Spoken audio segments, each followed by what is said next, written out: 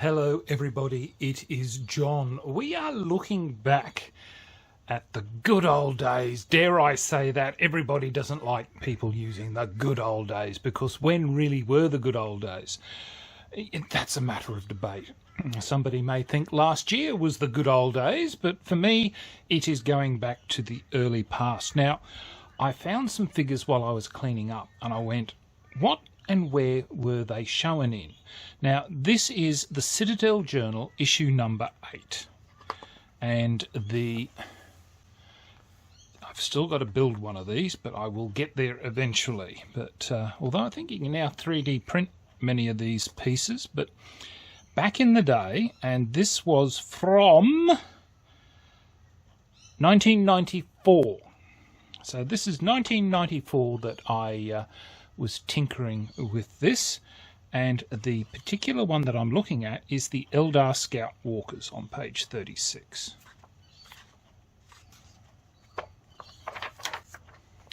And this is what prompted me to get down and start producing, because I was an Eldar Dreadnought and Walker collector, and I still am, because I really do.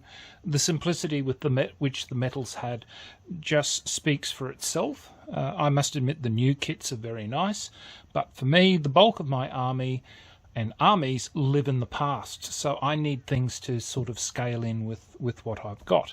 However, it talks about the model, and then we go on about the Scout Walkers. They talk about the Exodites, because that was another one I was working on, was using the cold ones. However, here we go. So they have shown us what the points were under the old second ed rules, and we had the those not war gear cards, but data cards, I think, yeah, vehicle data, and it told us what these particular things were, but at least it gave you an idea of how to build these. And if we spin this around and have a look, we can see what the data card stated. So you had a las cannon or a scatter laser is what was available for these vehicles to have, and you had the criticals. Like, honestly, they added a bit of variety to the game, which is what I liked about it. So movement 9, weapon skill 3, ballistic skill 3, strength 4, initiative 5, 2 attacks, and a leadership of 8. So they were its stat line for the day. And I think somewhere here,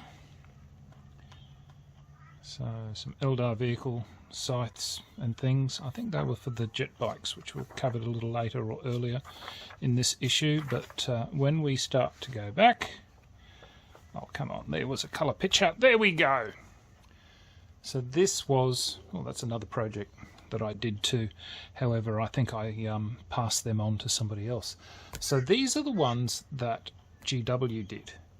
These are the ones I did. So this is the very, I think, early, I'm assuming it was a las cannon from the very early stuff from GW. So I had that, and then this was my other version, which had the scatter laser. And again, these are all early Eldar weaponry that was on those. They weren't on the tripods. They were on fixed three-prong stand. But anyway, so these were the ones that I built. And look, they're still here from 1994. What's that make it? 2004, 14, yeah, almost 30 years old these are. And they're still here in my collection. So yet another one of the many projects that, look, I can actually say I started this project and finished it, but I did that back in 1994, so maybe that makes me a cheat, but these are, I think, very nice. And if you want to find out more, find yourself a copy of up the Citadel Journal issue number 8 and have a gander through it.